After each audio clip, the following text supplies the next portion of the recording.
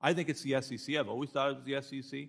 They had a lot of pushback from my friends on the other side. I didn't hear them quite today, pushing back as they normally do. I'd love to see that. But again, someone has to regulate this if it's going to exist. Don't you agree? I certainly think there has to be more controls in this sector. Who should regulate it? I defer to this committee. That, Madam Chair, I yield my time back. Thank you. Thank you. Now, the Y comenzamos, amigos y amigas. Ahorita tenemos lo que es el CEO de FTX, que está en el Congreso, el nuevo CEO, ¿ok? Y pues esto es muy bueno lo que está sucediendo, porque de aquí va a venir lo que yo les hablaba, lo que les platico siempre, nuevas regulaciones. ¿Qué es lo que pasó realmente con FTX? Y aquí van a venir y surgir las regulaciones que van a hacer los cimientos, ¿ok? En cual vamos a ver estos nuevos exchanges que van a tener que ser reguladas, ¿ok? Y vamos a estar viendo, porque ahorita por lo que se ha estado escuchando, de una u otra manera no había ninguna regulación en cual pues bloqueara lo que estaba haciendo FTX, que era un casino en pocas palabras, porque estaban jugando con el dinero de personas, que era muy triste. Y pues vamos aquí a ver las preguntas que están muy interesantes, vamos a ver lo que le preguntan y vamos a estar aquí viendo lo que está sucediendo aquí en vivo desde el Congreso. Creo que aquí va a ser lo que es el principio de nuevas regulaciones, de la fuerza que pueda pues a pasar ahorita con las criptomonedas. Entonces, escuchemos lo que está sucediendo, denle me gusta, compártanos si se están uniendo al en vivo y vamos a ver aquí. But this isn't sophisticated whatsoever. This is just plain old embezzlement. Old school. Old school. There you go. It seems like Freed has some interesting ideas on how he can stay relevant in the FTX world, and even after stealing customers' money and driving the company into bankruptcy. And I have read that he wants to be retained as an outside consultant, and been very critical of your own appointment, quite frankly, into this position. So after his arrest last night, all of his wishes seem even more unlikely. So what role, if any, should he play in FTX moving forward? The role he's currently playing. Okay. Zero. Good.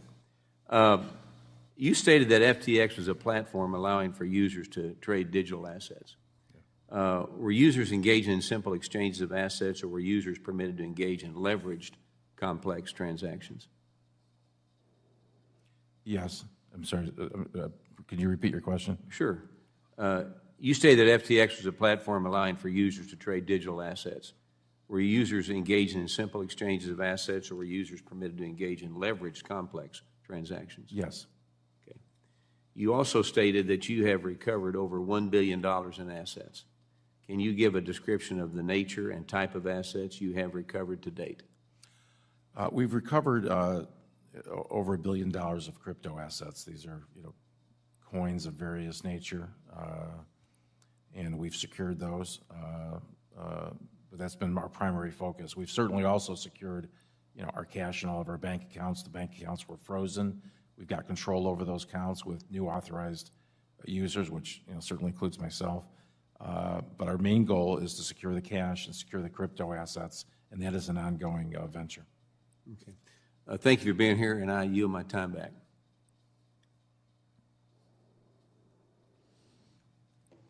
Thank you very much. The gentleman from Guam, Mr. San Nicolas, is now recognized for 5 minutes. Thank you, Madam Chair. Mr. Ray, thank you for being with us here today. There's a lot of people following this, trying to understand what happened for a variety of reasons. Of course, your primary responsibility will be to make sure that the creditors are made whole, as well as depositors and everybody else who has a stake in varying degrees within the company. My first question is, have you been able to pinpoint the specific cause for FTX's collapse? I know that there's all kinds of stories about loans to the owner and no internal controls, loans to Alameda, commingling. But is there a specific trigger point or a specific cause that has resulted in the FTX collapse? I think I've described it. It's really just the unlimited ability of those in control positions to borrow customer funds or take customer funds and then deploy them for their own use. That use involved margin trading, which is inherently, risky. And of course, they've spent enormous amounts of money beyond that. But it's really the misuse of funds, and it's as simple as that, on a large scale basis. So what is the big picture balance loss as a result of this bankruptcy? How much has FTX lost as a result of this? We don't have exact numbers, but we know Ballpark. It's several $1 billion, in excess of $7 billion. In excess of $7 billion. Yes. So in excess of $7 billion, we're saying that the Sam Bankman-Fried and Company basically took or misallocated $7 billion, and that's why FTX has collapsed. Right. So funds were taken from customers, funds were invested, trading losses incurred in Alameda, and then funds were deployed that will never be, valued at the same dollar amount. There was over $5 billion of investments made. Certainly there's some value there, and we will try to get that value and sell those assets. But oftentimes, even when he made those sorts of investments, whether it was directly or through others in management, sometimes he would do that really without any pro forma or any valuation. Not really quite sure how some of the purchase price numbers were derived. So it gives you a sort of worry, obviously, that the purchases were overvalued. So there's a concern there as well. So Alameda lost $7 billion as a result of investment decisions and margin trading. There's a multitude of reasons that cause the gap in assets between the customer balances and what's there today and what we hope to gain. It can't be pinpointed just on losses on trading activity. The reason I'm asking, and I'm just kind of narrowing it down because my time is expiring, but it's important for us to very clearly understand what caused this collapse. When we had the 2008 financial crisis and Bear Stearns collapsed and Lehman Brothers collapsed, we could have gone in there and we could have pointed to all these different reasons that could potentially have contributed to it. But the underlying reasons were there was a subprime crisis and a lack of liquidity in these respective institutions. That allowed us to have a policy response, a regulatory response to prevent that kind of thing from occurring in the future. The FTX collapse right now is just FTX, but are these lack of controls and are these environments that resulted in the FTX collapse, are those still existing today, and could the same thing happen in similar operations such as Binance, for example? Could they also engage in the same activities under the current regulatory regime, and if things go wrong, have the same outcome? Well, sort of just 3 points I'd make. First of all, we are going to detail the sources and uses and what happened to all the funds. That will tell us exactly, how the losses were incurred. Some of those may be lessons learned. Some of them just, frankly, will just be payments that were made, from other people's money. It's just going back to my question, though, Mr. Ray. Yep. The circumstances that led to FTX's collapse, those circumstances still exist in the crypto space, and can other companies collapse in a similar set of circumstances? Well, certainly we've ceased trading, so it won't happen at our company. Could it happen at other companies? I can't speak to them because I don't know how each of these companies are operated. Obviously, our company operated in a very distinct way that led to losses, but I think every company is different. My time's expired. Wow. Okay, mucho de lo que está pasando es increíble. Okay, ciertas cuestiones. Okay, de una u otra forma, la empresa de FTX que manejaba billones de dólares, okay, la manejaba sin, podemos decir, solo más que todo como quisiera el CEO. En pocas palabras, no había ninguna forma que restringiera él hacer lo que él quería. Okay, en pocas formas, se distribuía el dinero y lo utilizaba para hacer movimientos riesgosos como trading. En pocas palabras, pues, arriesgaba dinero de las propias personas que invertían el dinero, según para mantenerlo y lo terminaba pues jugándolo como que fuera Las Vegas y pues no le fue muy bien, ¿verdad? Y eso es lo que se está hablando sobre cómo era que solo una persona podía tener esa, podemos decir, esa fuerza, esa potencia y cómo no había una reestructuración adentro para no permitirle hacer eso, ¿ok? Y esto es muy bueno porque todo eso están tratando de figurar y las preguntas que le están haciendo para ver si posiblemente no solo FTX estaba haciendo este juego similar, sino que otras empresas que ya están, todavía están, ¿ok? Como Binance, como Coinbase, como Crypto.com, si pudieran estar haciendo esta misma, podemos decir de una u otra manera, esto mismo de lo que pasó con FTX, ¿ok? Y esto lo están haciendo y lo están tratando de hacer para poder venir y hacer nuevas regulaciones. ¿Cómo poder regular estas empresas a que no puedan hacer esto? Porque de una u otra forma los bancos, quiera o no, tienen ciertas regulaciones que no les permiten hacer o pues jugar con los fondos de las personas que invierten en esto, ¿verdad? O que depositan dinero. Algo que pues no está pasando en el mundo de las criptomonedas. Entonces vienen muchas preguntas que lo que está sucediendo, lo que estaba pasando con FTX, que me parece pues increíble que pues no había ninguna regulación adentro, ¿ok? Sino que más que todo era una persona que podía tomar todas las decisiones de mucho dinero y pues que era o no con un mercado a la caída y pues tomando movimientos riesgosos, pues no le ayudó, ¿ok?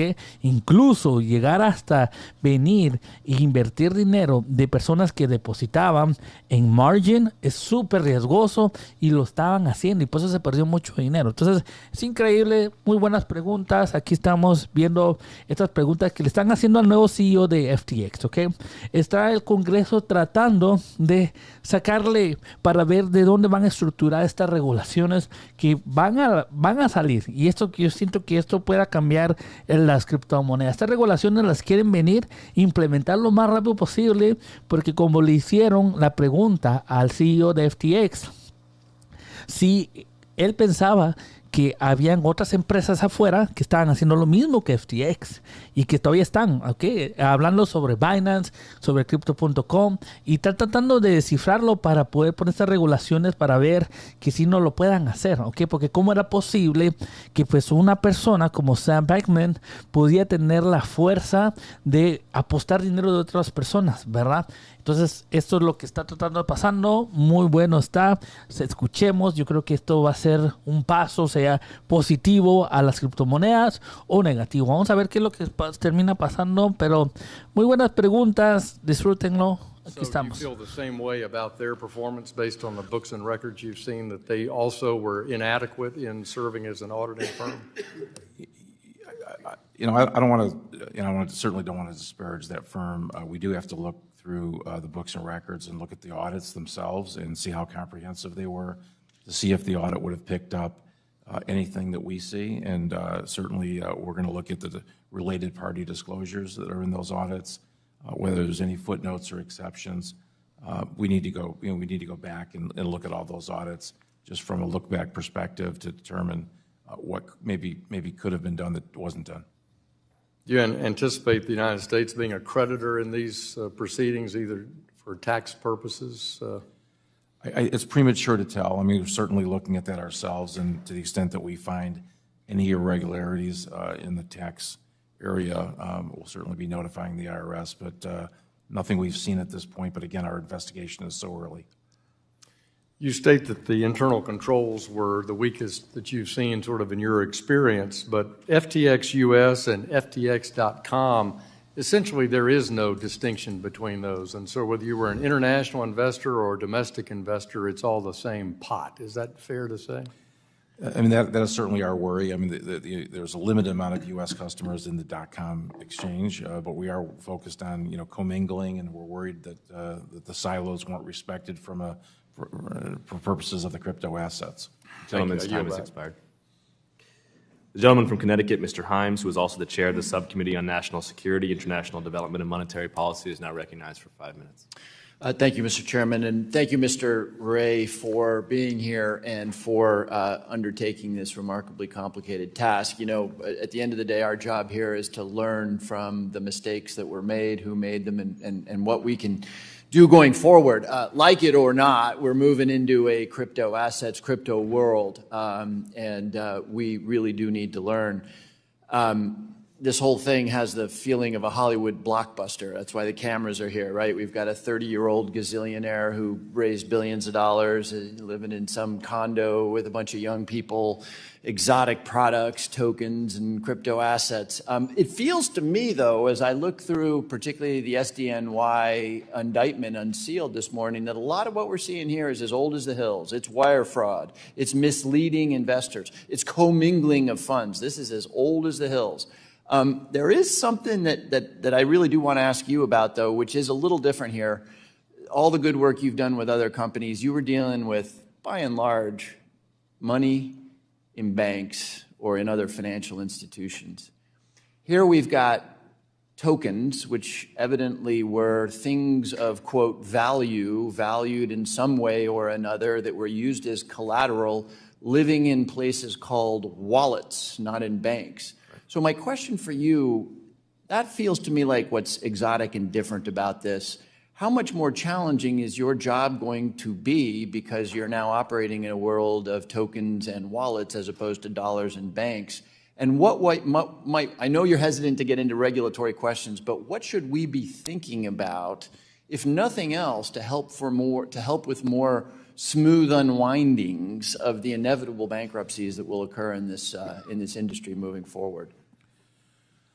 The principal issue that the company is facing in the crypto area, and it is from a technology perspective, it is different from the other bankruptcies because it is it's not a plane, not a boat. It's this crypto asset, and it has inherently some difficulties. The assets can be taken or lost. We have assets that are in what are called hot wallets, and those are in cold wallets. Hot wallets are very vulnerable to hacking. If you've done any looking on the internet, you'll find that hacking is almost ordinary course in this business sector. There are lots of vulnerability to the wallets. So this company, unfortunately, had a very, very challenging record here. For some, transfers, there was no pathway for it. Our keys aren't stored in a centralized location. We don't know where all of our wallets are.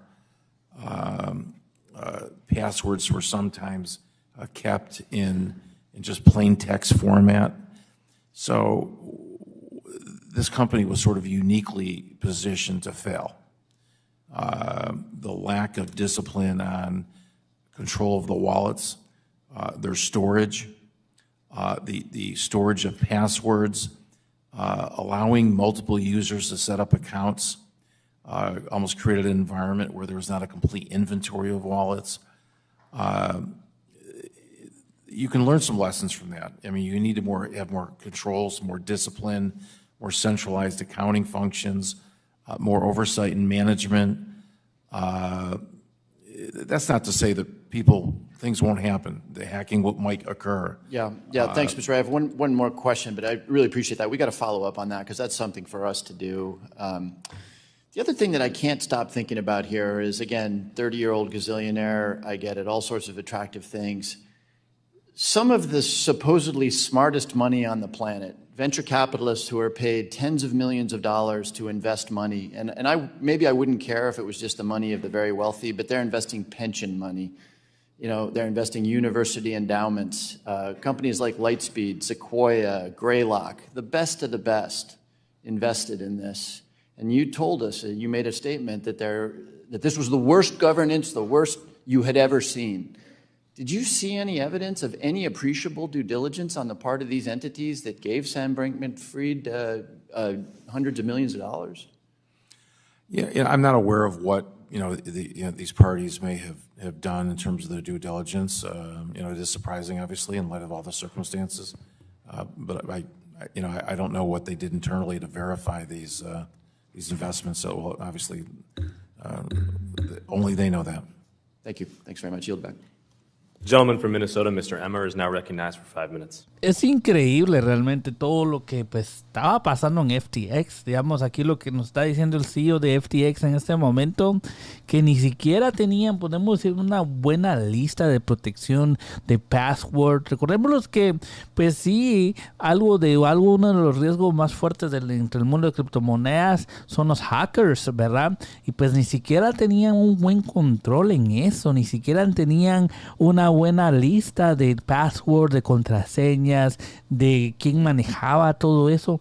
Todo esto era hecho pues así como de una u otra manera, como una película, como dijo el congresista, de alguien que se hizo billonario, que vivía en una casa, así un apartamento lujoso, y pues es increíble toda la historia, ¿verdad? Pero no había ningún control, podía tomar las decisiones, usar el dinero de cualquier manera que lo quisiera, y pues wow. Es increíble. Vamos aquí siguiendo muy buenas preguntas.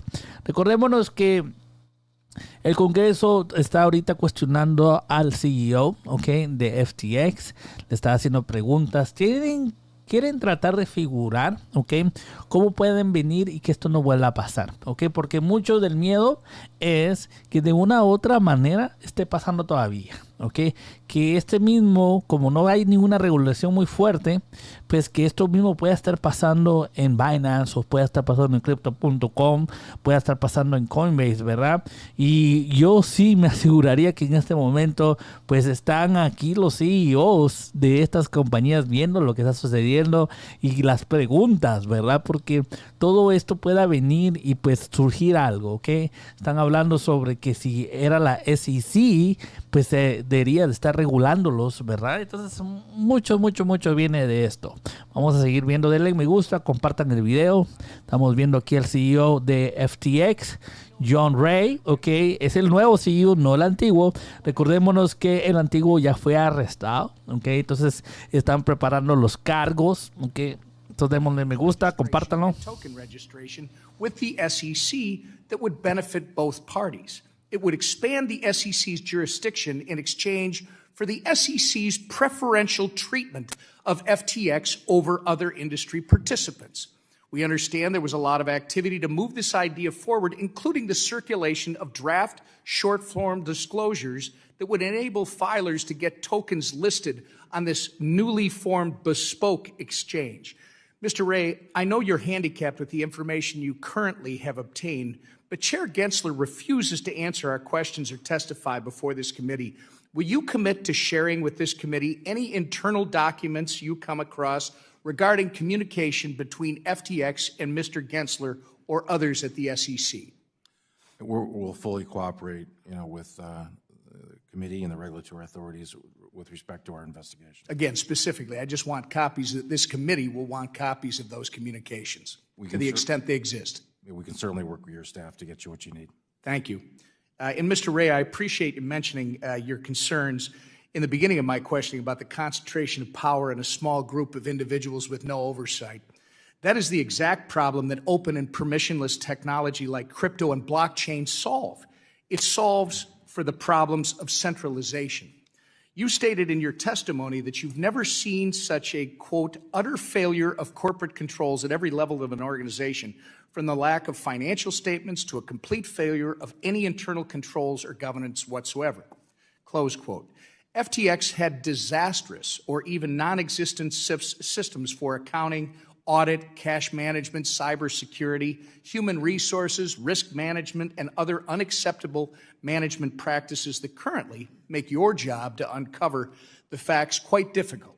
Fortunately, the immutable characteristics of public blockchains that some people would care not to understand in this committee allowed the crypto community to reveal Sam Bankman-Fried's fraud, and the on-chain public record will assist law enforcement moving forward. I encourage my colleagues to understand Sam Bankman-Fried's con for what it is: a failure of centralization, a failure of business ethics, and a crime. It is not a failure of technology. I've worked across the aisle since I came to Congress, so the future of crypto reflects American values, the same way the internet does today. For the most engaged members of Congress on crypto policy, the FTX collapse reminds us of why we care so deeply about this technology. Decentralization is the point. Thank you, and I yield back the balance of my time. The gentleman from Illinois, Mr. Caston, who is also the Vice Chair of the Subcommittee on Investor Protection, Entrepreneurship, and Capital Markets, is recognized for 5 minutes. Thank you, Mr. Chair. And Mr. Ray, thank you so much for this. I'm struck by a lot here, not least Mr. Perlmutter's comment that this is going to take a long time to untangle. Maybe your comment to Mr. Lucas that this is a paperless bankruptcy saves you time because you run out of paper, but I appreciate your service. A bunch of questions. One, I just want to clarify because it's all been implicit. All this bankruptcy is dollar denominated, correct? So as you go through to chase down values? Yes. Okay. Yes. I ask that because we've talked about commingling, we've talked about customer losses. There's been some public reporting suggesting that there may have been some inflation or misrepresentation of the value of FTT tokens. Is that, and I'm not asking you to opine on that right now, but to the extent there is some customer loss claimed from that, is that also one of the categories of losses you're going after? Well, FTT, I'm sorry, was on that balance sheet of Alameda, and it certainly was served as effectively sort of collateral, and it was largely controlled by Alameda, so it was a very illiquid token. It was effectively a token created, by the company itself with a limited float. So, inherent in the token itself was the illiquidity, and certainly the size of the position the company had in its own token, contributed to this problem. But if a customer were to buy that token at some value that because of its illiquidity could be manipulated, would the customer not effectively be sitting on, for lack of a better word, a Forex risk? Well, there's certainly, all the crypto, like any asset, it has a certain volatility to it, and some are more volatile than others, and FTT was very volatile. Sure, and I'm just, to the extent that the volatility is natural, it's fine. To the extent it's manipulated, it's separate. Let me move on because we're close on time. There's been, in a number of the public conversations that Sam Bankman-Fried has had, when asked about commingling, he often responds by talking about open margin positions. I want to just give you a chance to react to the difference between an open margin position and the commingling that you've observed. I'm not sure exactly, I tried to follow some of what his statements were, and it was very, very hard to really understand what he was really trying to say. We do know that they had, open margin positions at various times in Alameda, and Alameda was a customer, if you will, of the exchange, and it's through that customer relationship plus other arrangements that allowed Alameda to borrow those funds and then take positions on the exchange like anyone, who had hedged, an asset in the market. He had unusually large positions, of course, and sometimes they were wrong in those positions and they resulted in big losses. But ultimately, the commingling issue is the same in a different issue. He took the money from FTX to cover those positions, and ultimately, when customers went to get their money back from .com, there was a run on the bank. Okay. On November 12th, I guess just the second day or the first day you were there, yes, there was a hacker who stole some $477 million worth of tokens from FTX. There was a November 29th interview with Mr. Bankman-Fried with Tiffany Fong when he said he's narrowed it down to like 8 people, quote. Have you had any discussions with him? Do you have any sense of do you have any more visibility since November 12th on that hack? Have you had conversations with him about who those 8 people might be? What's your $477 million? I have not had any conversations with him. We're relying on forensic and cybersecurity experts who are tracking the crypto. It is an open interface, so you can see. You can ultimately find where the crypto ends up. We've had law enforcement involved, so we're tracking it. I think we've got all the help we need in that front. Okay. As I get close on the end of my time here, so far it seems like most of the losses have been within within these four silos, and I mean, 2.7 million customers, whatever that means, is some exposure. Are you worried about any broader contagion? Are there broader contagion issues we should worry about from our perspective here? I mean, certainly other bankruptcies of the scale have spilled into other sectors.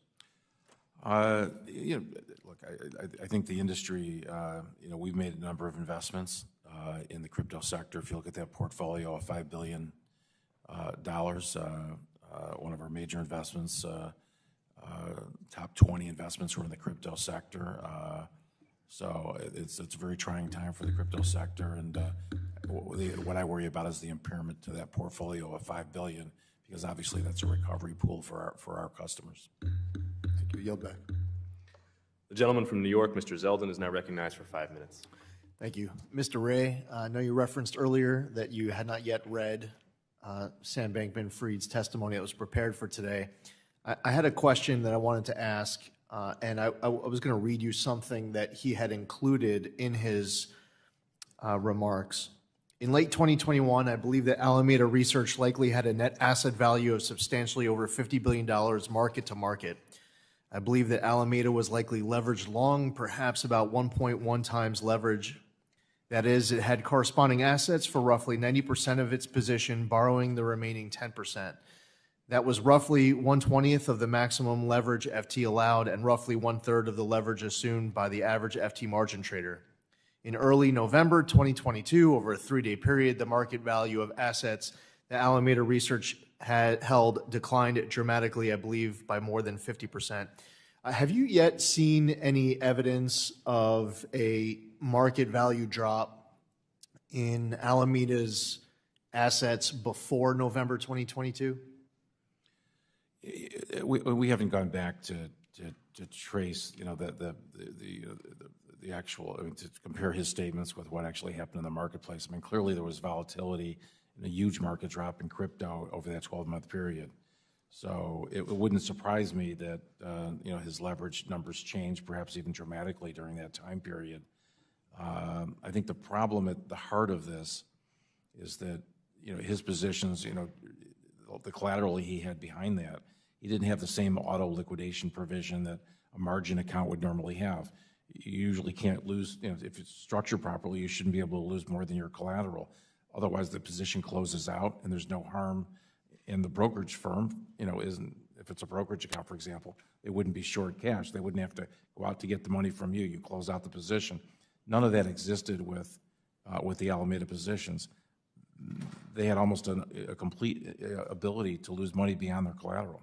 Are you yet in a position to be able to describe, summarize the assets that Alameda had? We do have an inventory of the investments we made. That's pretty clear. We've got those in the hands of our investment bankers at Perella, and we're trying to understand those investments. Ultimately, we'll market those investments. You'll see this week that some of those investments will be put up for sale. The crypto assets, a little bit different. What's on the exchanges we can see. There's exchanges, about 24 exchanges across the world where we know we have crypto assets. They're in our name. We're securing those and are moving those into cold storage. We have, other positions in cold wallets and hot wallets. We've got visibility to that. The question really is, are there wallets that we don't know about? Certainly that is the potential, because the way this company was organized, there may be wallets that don't have our names, we don't know where they are, and that's going to be a difficult task ahead of us. But what we can see and what we have visibility to, we're grabbing control over. Si podemos, bueno, hay mucho lo que está sucediendo, ¿verdad? Pero en pocas palabras, si podemos hacerlo todo en 3 minutos, ¿qué es lo que estaba pasando?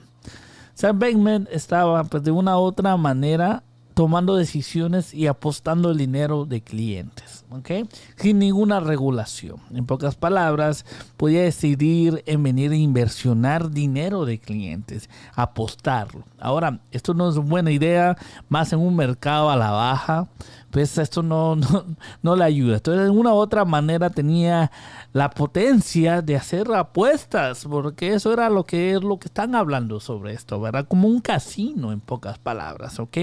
Y pues de una u otra manera, pues se podía dar el lujo de inversionar dinero de clientes, ¿ok? Esto es lo que estaba pasando, sin ninguna regulación, sin ningún permiso y nada. Él hacía las distribuciones. Ahora lo que están tratando de hacer es venir y unir todo el dinero que esté todavía, ¿ok? Para tratar de pues a distribuirlo después. Pero en realidad que no saben cuántas billeteras pueden haber, no saben nada de eso. ¿Okay? Ahora lo que es el Congreso está tratando de descifrar, ¿okay? qué es lo que pueden hacer para que esto no vuelva a pasar. De una u otra manera, tratando de descifrar si este mismo, podemos decir, movimiento lo están haciendo otras empresas, ¿ok? En cual, porque no hay nada que pues les evite hacer lo que estaban haciendo, ¿ok? Y eso es algo en cual pues están tratando de venir y tratar de indagar, de hablar y ver qué es lo que pueda pasar. Okay, entonces vamos a estar ahí. Les mando un fuerte abrazo a todos los que están conectando, todos los que están ahí siempre positivos ahí. Denle me gusta, compártanlo, realmente está muy interesante lo que está sucediendo ahorita en el Congreso. Un fuerte abrazo. Vamos a ver aquí Chico Monroy y Sam dice, tomando margaritas en la sombra, en una celda con wifi. Checo, hasta con wifi le pusieron. Alejandro Ávila, Marvin, ¿qué está pasando con la bolsa? Ya se dolió la vuelta.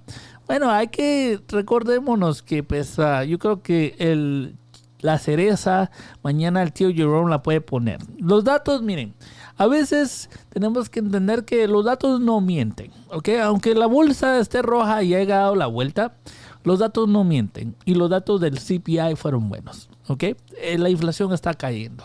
Y pues mañana vamos a ver qué es lo que pasa con tío Jerome, ¿ok? Recordémonos que mucho también es traders, quiera o no sacaron ganancias, que pues es lógico, y que les había dicho, pues es bueno sacar ganancias, más si es en acciones riesgosas y uno está positivo, vamos a sacarle un poquito. Entonces suele pasar, pero yo creo que mañana puede ser un buen día. Un fuerte abrazo a todos los que están ahí comentando. Aquí estamos viendo un poquito más, vamos a ver un ratito más de lo que está sucediendo. Siempre me gusta estar informando, acompáñenme, platicamos y estamos. Total lack of internal controls in FTX and critical of their governance structure. So I guess my first question to you is, in your estimation, how much did the lack of a board of directors attribute to the failure of FTX? And do you believe there would have been an opportunity to change course if this defunct structure were identified early on? Yes, I do. I think the lack of an independent board was a critical aspect of the failure. And also in New York State, there are capitalization requirements for licensee holders to have highly liquid capital to ensure that financial integrity and to protect against outside shocks. Now, in this instance, how would a capital requirement have changed the outcome of the FTX failure? I'm not a regulatory expert. I mean, what I've set forth in my testimony is that I think it's important for customer accounts to be segregated and for there to be transparency in what people can visualize in their account, and they have some strict rules relative to using customer assets. That's the extent of my views about the regulatory scheme. I defer to others, who are obviously more experienced on the regulatory side. That's one of the issues that we're trying to deal here, is how do we get the appropriate and the proper regulation so that we can make sure that individuals are protected. For example, do you know, and to what extent were U.S. persons trading on the FTX exchange, and do you believe that the controls were adequate in restricting access for U.S. persons? Because, FTX.com was listed in the Chapter 11 bankruptcy. And despite it being publicly reported that the U.S.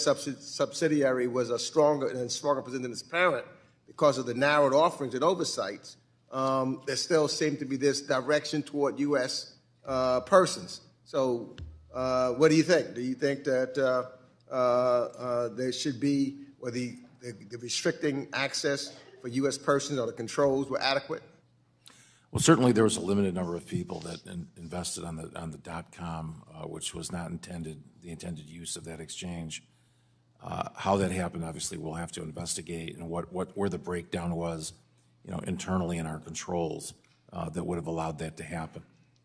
So I'd like, at some point, I know you're not a regulatory expert, but, to have conversation with you about looking at some of the rules and the regulations that we put in place in the state of New York, because the debate that we have here at times is ceilings and floors and what would be appropriate to make sure that people are protected. Muy interesante, amigos y amigas. Vamos a terminar la transmisión de este en vivo. Realmente lo que está pasando en el Congreso, creo que esto es historia para mí. Esto es historia, porque recordémonos, desde aquí van a salir las regulaciones, ¿ok? Aquí van a salir regulaciones, yo creo que no hay vuelta atrás, ya por sí sabíamos que había unas órdenes ejecutivas que firmó el presidente Biden para venir y sacar regulaciones, y pues esto no hay vuelta atrás. Yo creo que esto fue la gota que rebasó el vaso.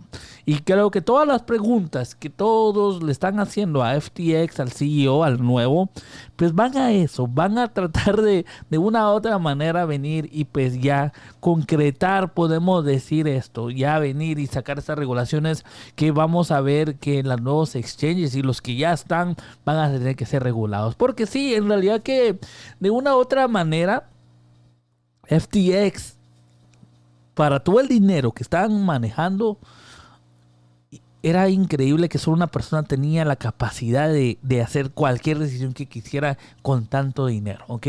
No tenía una board de directors, no tenía nada. Era de una u otra forma, creo que si no estoy mal, estos 7, 8 billones o lo que valía FTX, todas estas decisiones tal vez se tomaban en un apartamentito, ¿verdad? En un apartamento de lujos ahí en las Bahamas, pero digamos, no había un gran control, no había nada de eso. Y eso es todo lo que están viendo, cómo era posible que eso pasara, ¿verdad? Y aparte, que ese dinero sea utilizado para apostar, porque en una u otra forma, si uno viene e invierte el dinero en acciones riesgosas, criptomonedas riesgosas, pues eso es una apuesta, ¿verdad? Es un casino. Entonces, todo lo que está sucediendo aquí realmente creo que es, podemos decir, lo nuevo que va a venir, de regulaciones, de todo lo que va a pasar. Entonces, es muy bueno saber lo que está pasando. Les mando un fuerte abrazo. Suscríbanse al canal, denle me gusta. Recuérdense que no hay nada imposible. Nos estamos viendo en la próxima y se me cuidan todos. Nos vemos hasta la próxima. Nos vemos.